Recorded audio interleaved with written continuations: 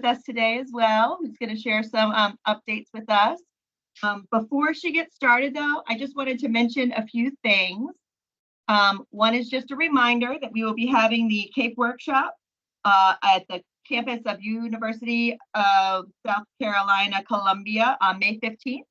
We're going to start that at 10. It'll be from 10 to 3. And we will send out a formal registration as we get closer to that. We just want to make sure that we have all the information for parking and everything before we send that out so that we have the most up-to-date information for y'all.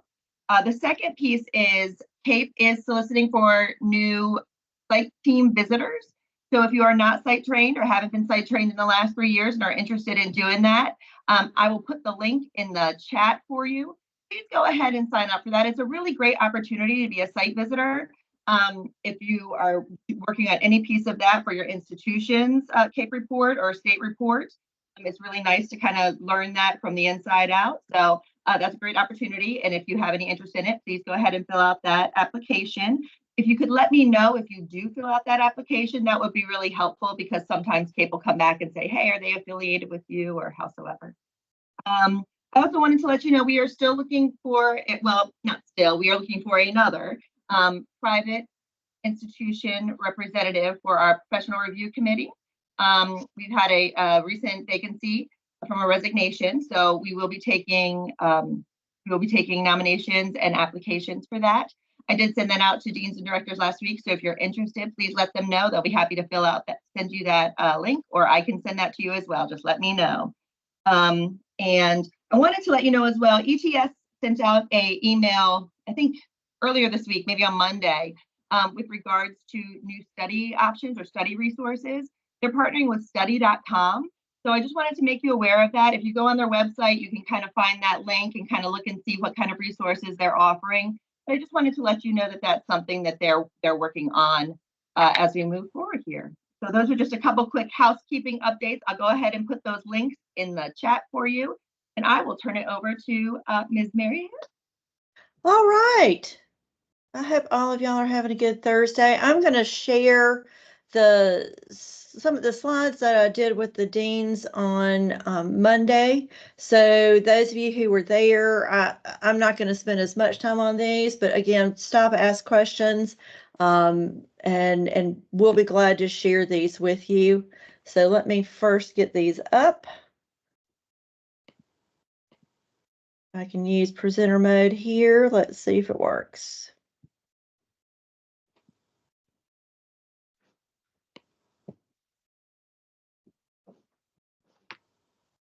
All right.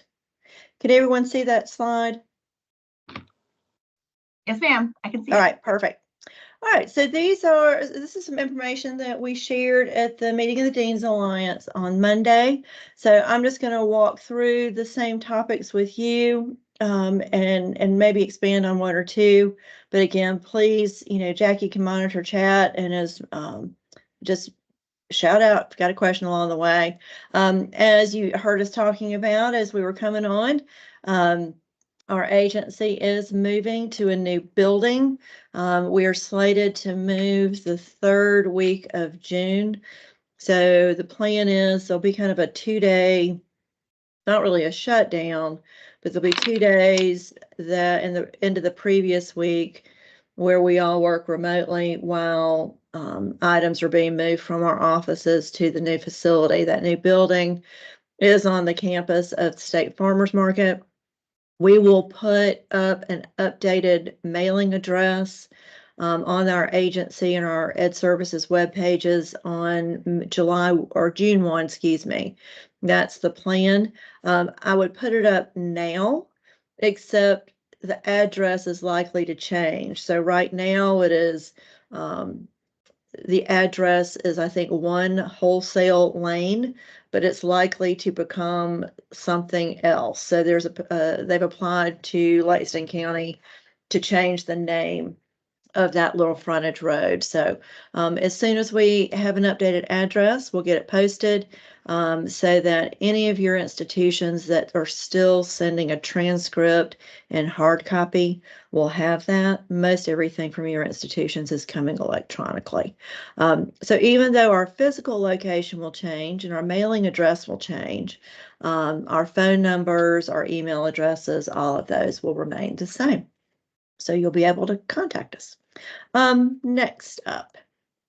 So I share some information and kind of as a reminder and also an introduction to some updates to our PK-12 academic standards, especially around English language arts and mathematics. So some of you may be familiar, we talked about this in a previous session.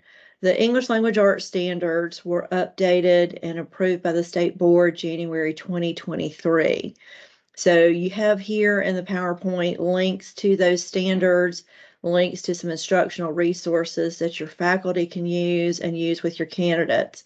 I would certainly encourage you all to take a look at these resources, to take a deep dive into these standards, especially your early childhood, elementary, special ed, middle level, and high school folks are going to need to know these standards well.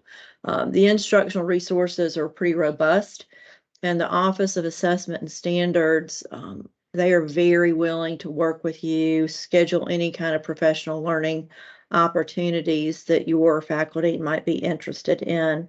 Christy Austin is the new director of that office. She came on board in January. Casey Cook is the team lead that oversees the English language arts programs. And so I've included their contact information for you. In December, the state board approved the 2023 standards for mathematics. And this will be, the upcoming school year will be a full transition year to the new standards. So the 2015 standards are being used in districts in 24-25, but there's a great deal of professional learning going on next year, preparation in districts for implementation of the new standards. The new standards will be fully operational and implemented in 25-26, which means they will also be assessed with students in 25-26. Those instructional materials are in development, but Christy again is the director of that office. Sandra Ammons is the team lead that is working with mathematics. And I encourage you to reach out to them, and we're glad to do that as well if you would like us to schedule a session for you. One thing that I think is pretty significant in the math standards, from what I understand, and I'm not a math girl, English language arts is my background, but I've talked to colleagues in that office a fair amount recently. The course sequence in the middle and high school level is going to shift with the transition to these 2023 standards.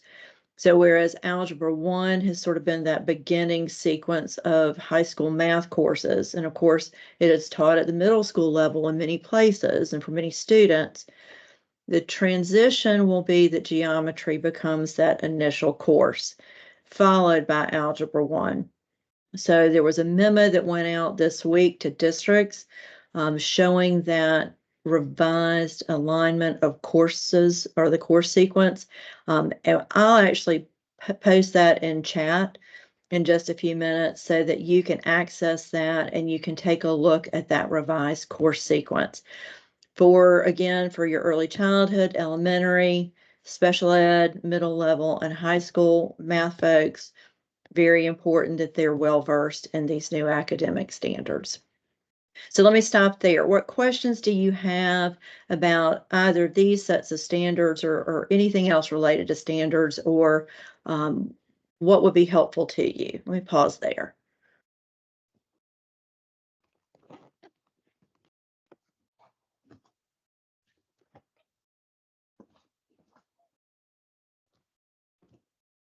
All right, if you think of anything, plop it in chat or send us a message. Again, I want to make sure that your candidates know how to access all the college and career ready standards, that these are being used in their preparation courses. Very, very critical. And one of the things we frequently hear from district instructional leaders and superintendents is the importance of making sure that candidates coming into their schools are well versed in these PK-12 standards. Lots going on around literacy and Read to Succeed, as you are well aware. New to all of us, however, is Act 114 of the current legislative session. So last year we talked to you about amendments to the Read to Succeed Act that were in Senate 418. For a short period of time early this session, the bill that looked like it was going to move forward with changes was actually Senate 905.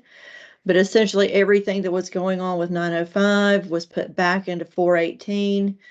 And in March of this year, the General Assembly adopted that bill and Governor McMaster signed it on March 11th. So there are pretty substantial changes to the Read to Succeed Act that are now in effect. The overarching change is the shift of the law really goes to K-5. And again, realigning instruction, intervention, supports with the science of reading. So here I have linked the law itself, and I've also linked a memo that went out from Matthew Ferguson to districts several weeks ago, but it provides, I think, a good summary of the different facets of the legislation that have changed. Some of them affect our districts, when students will be retained, materials being used in districts, but there are a couple of components that relate to ed prep and certification. And so that's what I want to talk to you about a little bit today.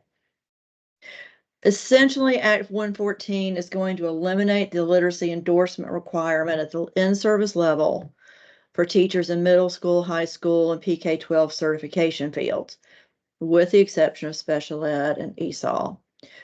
The board will now have the ability to develop guidelines for the certification and endorsement requirements for educators. And this is kind of pulling language from the bill. For educators whose work directly or indirectly provides literacy instruction, supports, and intervention. So we're really looking now at what are the employment requirements and credentials required for individuals working in certain roles, and for certain groups of teachers, what will their endorsement requirements be? So at the in-service level, the literacy endorsement will be required for early childhood, elementary, special education, and ESOL certified teachers. That doesn't change. So that's what's already in place. That remains the same. Again, elimination of the one course endorsement is the broader change. And that's going to apply to all of our service fields and most leadership fields, except for elementary principals. So individuals that are certified in and working in a school setting in a leadership role at the elementary level will still need an appropriate literacy endorsement. What I anticipate in the coming weeks and months is that we'll start to redefine what an endorsement requirement for an elementary principal might be. Because right now, many of them have been taking that content area reading and writing course to earn the endorsement at the in-service level, but that's not really what they need to support the implementation of a literacy program in their schools. So I do think there'll be some re-examination of that requirement, but again, they still will have a requirement for an endorsement in literacy. So what we're doing right now, we're actually working with districts right now on some of these renewal changes related to this. I think important for you to know is that the pre-service course requirements remain. So the bill did not amend those. Those courses are going to have to align with South Carolina literacy competencies. That's already been the case, but those literacy competencies are changing to align with the science of reading. So in the coming weeks, you'll see the publication of those revised literacy competencies, and then we will work with all of you in the fall on a process for taking a look at your courses and curriculum and making sure that those in early childhood, elementary, and special ed are aligned with the science of reading and those new literacy competencies. So again, we'll work with you on a timeline for that review, a process for that review, but it will give you the opportunity to take a look at your courses and those programs to ensure that they are aligned with those competencies and really meeting the needs of your candidates and ultimately meeting the needs of students in our schools in South Carolina. One other component of the Act is the requirement of a reading assessment for initial certification for candidates in early childhood, elementary, and special education. This requirement will become effective for candidates applying beginning September 1st, 2026. We were able to work with the Senate on amending that effective date. So we have a 2-year transition over to the requirement of this test. Another provision in the law is that the test that's adopted or tests, which will likely be the case, that are adopted for initial certification can also be used for in-service teachers to meet the endorsement requirement. So as we have reviewed 3 particular assessments recently, that Pearson Foundations of Reading, Praxis 5205, and to a lesser degree, Praxis 7002, which is a subtest as part of an elementary sequence. As we've looked at these, we're really having to focus now for 2 purposes. One, using the assessment for initial certification, but then also using that same assessment at the in-service level for teachers to demonstrate that they have met the requirements of that endorsement. So there's a slightly different purpose there. And I think the expectations are a little bit different as well. What we would expect from an in-service teacher as what we would need to see from an initial candidate. So those are some of the conversations that we're working toward here right now. And as we kind of move forward, our next steps, we have a work group with our colleagues in the Office of Early Learning and Literacy. Also working with our colleagues over in Ed Effectiveness and Leadership Development because this kind of impacts them as well. But we're working on with them to kind of look at all the components of Act 115 and how we implement those different pieces in the coming months. Our focus, obviously, again, is on the certification and ed prep pieces, but we really have to be aware of the broader picture of the Read to Succeed Act and what's going on in districts. We'll reconvene those work groups that took a look at the Foundations of Reading and Praxis 5205. And a goal is to put together that recommendation for state board approval on exams. My sense is that we'll first look at the in-service test, getting that up and running, and then make it available for initial certification. But stay tuned. I'm kind of thinking out loud as I go here. And we know that we want to make sure that we're doing this thoughtfully. And there are just a lot of factors involved. You know, our deputy superintendent said the other day that, you know, passing the law is sometimes the easier part. Implementing a law is when it gets kind of messy. And so we're sort of in the messy part right now. So bear with us and know that we'll keep you updated, and we're likely going to need your help. So those are the things going on with Read to Succeed. You know, the letters cohort for higher ed faculty began in January. That's ongoing. There is a possibility, if you're interested in another cohort, the difference this time is that there's not going to be agency funding available for faculty. So if you want us to pursue an additional letters cohort, just know that your institution would likely have to fund participants in that cohort. That's about $2,500. So it is not an insignificant fee. So just let us know if you want us to reach out to Abby Duggins and her team about the possibility, but I did want to at least let you know that the financial component would likely fall to your institutions. The final group of districts that are going through letters with their kindergarten through grade 3 faculty are coming on board in August 2025, and will continue engaging in letters over the next 2 years. So those are kind of the literacy updates. A couple of things quickly around student teaching and clinical experience approval. All of you know your candidates have to apply for student teaching clearance. They do so approximately 6 months prior. We do not want them applying any earlier than that for the simple reason that background reports and applications start to expire. So for your spring 2025 student teachers, boy, that sounds strange to say, spring 2025. But for those candidates that will student teach next spring, their application deadline is this June. And that's to have the application submitted, the fee, and to complete the fingerprinting process. Your fall candidates, 2024, their deadline was this past February to have all that documentation here with us. Again, that complete application is the application itself. That's all submitted online through the educator portal. It's the application fee and the fingerprinting process. We do this 6 months out for any candidates that have to go through a broader clearance process.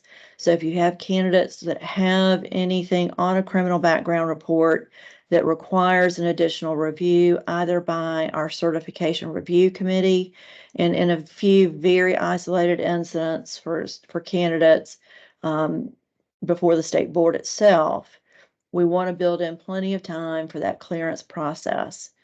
Couple of things we want to make sure that you're aware of so that you can help your candidates with. Once we have those documents on file and everything has been reviewed and approved, we issue an approval letter and it is posted in their portal. They can go to My Locker and Correspondence to access that clearance letter. Some of you may want to see a copy. Some of your districts may want to see a copy. There's also a badge in the certification system so that if a district wants to check to see if a candidate is cleared for student teaching, there's actually a banner on that candidate's file that says approved for student teaching beginning fall 2024 or spring 2025, whatever the appropriate semester is. And of course, their status is reflected in the provider portal for you as well. I'm going to ask your help on a couple of things. Pursuant to FBI and SLED requirements, Jackie and I like our jobs. We want to keep them, so we do what the FBI and SLED tell us. And we go through an audit every 3 years. We did that this past fall. And there's the greatest word you can hear at the end of that process is compliant, and we are compliant. We want to stay that way. So the application must be on file before a candidate can actually review fingerprinting procedures. We cannot provide them any information on the vendor, how to register with that vendor, before they have an application on file with us. That document serves as our authorization to receive their background reports. You cannot provide that information to them. So please make sure that you communicate with your faculty and staff that you cannot tell them to go register with a specific vendor, how to do that. All of that has to come through the information that we make available in their portal account once that application is on file. If we get reports for a candidate before the candidate submits an application, we have to destroy those reports immediately. So as soon as they come off the printer and we look up the file to upload that or scan that document into it, if there's no app there, we immediately shred them. And that is a slight change.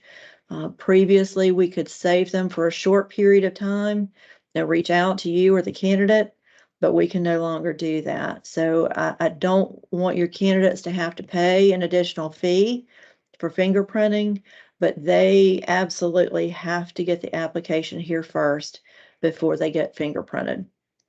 Kind of two things it related to appointments. Becca Berg in our office is our Ed Associate for Professional Practices. She works with SLED and that vendor. If you have concerns about scheduling, if your candidates are having problems scheduling an appointment, please let Becca know. We can reach out to SLED and that vendor to say, hey, we need additional appointment times. You're not meeting the needs of candidates in the upstate or low country or whatever part of the state. If your candidates are having problems when they go to an appointment, Becca is also your point of contact. And in that instance, we need the candidate's full name, the date of that appointment, where they were scheduled, and briefly what happened. In the last few months, we've had a number of situations where applicants for certification have scheduled appointments, shown up at an appointment, and the office was closed. This particularly happened a number of times in the Rock Hill area, but it's not the only place that it's happened. We've heard of it a couple of times in the Greenville area. So we are glad to intervene and to reach out to SLED and Identigo, but we again have to know all the details to do that. The other thing we have heard recently, so candidates who are located out of state, physically located out of state, request fingerprint cards from us. But if you've got folks that are here in South Carolina and can go get the digital fingerprinting done at an office in the state, we advise them to do that. We encountered a couple of situations recently where a candidate was turned away without a South Carolina driver's license. That is not supposed to happen. It's not the way it works. So again, let us know. We can be good squeaky wheels when we need to, and we will be glad to intervene on behalf of that candidate and see if we can help them out. Mary, before you move on, we do have two questions. One about fingerprints, and one goes back to the exams. Yep. So, are they no longer able to view in their ed portals when the FBI check was received? So, are candidates no longer able to do that? In the document list, they will not see that we have those reports on file. And that is simply as a protection because we have to be very cautious about what we actually can post that we have on file. So they will not see that in documents. There is a checklist, though, associated with their application. And on that checklist, we will check it off when that process is completed. So we did encounter back in March, and we're still seeing some of the fallout from this. So this vendor, and again, they're under state contract. And so that contract is monitored carefully. But there was a situation back in March that impacted the transmission of some digital fingerprinting to the FBI and SLED. And so we are still getting contacts from candidates that we have told, hey, your process isn't complete, fingerprinting isn't complete. And they've said, yeah, I did it here. Here's where I did it. And we've had to ask for those reports to be transmitted to us again. So we are aware of that situation, and the vendor is working right now to try to rectify it. But we just have to be very cautious. We have some restrictions on what we can and cannot disclose. I can't say to you that I have any specific individuals' background reports. We're not allowed to do that. So I realize that is less than perfect. So about that, Mary. The other question was about, can you just speak a little bit about the possibility of bundling exams for that reading assessment? So, and this is really more about the elementary, I'm assuming. So we understand with elementary, it's going to be easier in one way once we get to the point of requiring a reading test, and that we will simply swap out the subtest for reading and language arts being used currently either in the multiple subjects bundle or sequence or the CKT sequence. We're very mindful of cost, and that's one of the conversations we have here. There's already an option for a candidate to bundle the math, science, and social studies subtests of multiple subjects. There's not an option for that with CKT, but I've already started conversations with ETS that we're going to need those bundles in place for our elementary candidates. So Just know that we are working with ETS on making that formal request so that they will be able to do that. I'm going to meet with ETS again tomorrow, every Friday. So, all right, we'll move forward. I'm not going to go through these real deeply, but the slides are here. For the Dean's Alliance, we were asked to provide some information on the critical needs subjects and geographic areas or schools, the annual designations, and those are approved really for two purposes and at two times. So we take a set of designations for South Carolina teacher loan forgiveness to the board typically in February each year. In the following month, we bring an expanded list back for the employment of retired teachers beyond the earnings limitation imposed in the retirement law. So those designations went to the state board in March. The link here will take you to that critical needs webpage that we maintain for the agency. Then you can access the information for the current school year 23-24, as well as the list for 24-25. I've put in here how we calculate or identify those subject areas, and the same for the critical need areas geographically. One uses a federal formula, and by state statute, the geographic designations, that formula is in state statute. Jackie has already gone over these announcements. So no, that was it. That's what you needed to start with today. So again, these are the slides we used on Monday this week. Again, I'll drop in the chat the link to that memo that went out earlier this week from the department about that new math sequence associated with the updated math standards. There is each Tuesday, sometimes happens on Wednesday, but typically on Tuesday, there's a communication that goes to all districts, superintendents, principals, personnel administrators, instructional leaders. So there's a set of weekly memoranda that go out. I do think you can subscribe to that through our agency communication office. And so if you're interested, I would encourage you to do that. I can also show you, give me a second, and I'll show you where to find that on the website. I'm going to stop sharing my PowerPoint here, if it will let me. Let's see. Stop sharing. All right. I'll stop presenting that. Let me show you where on the website you can find those memos. So on the agency website, if you go to the row at the very top that's and click on the word newsroom, you'll get to content that's posted by our agency's Office of Communication. And in the second row of feature boxes here under School and District Resources, you'll see the Memoranda Archive. I usually just go to this weekly communication link. And here you'll see all the memos that have gone out for 2024. The most recent, April 16th. So this is what goes out to districts. And then the math memo is linked here in that document. It's a memo that went out from Matthew Ferguson. And it's got a diagram of the revised course sequence. So you can always find the weekly memos that way. But again, you can also subscribe to those as well. All right. What questions do you have for us? Reggie, I haven't posted it in the chat yet. We'll drop that in there in a minute. I can multitask only to a certain degree, so I can run slides, but I can't drop a link in chat at the same time. I am not that talented. I think I've got it for you. I think that's it. So bless you.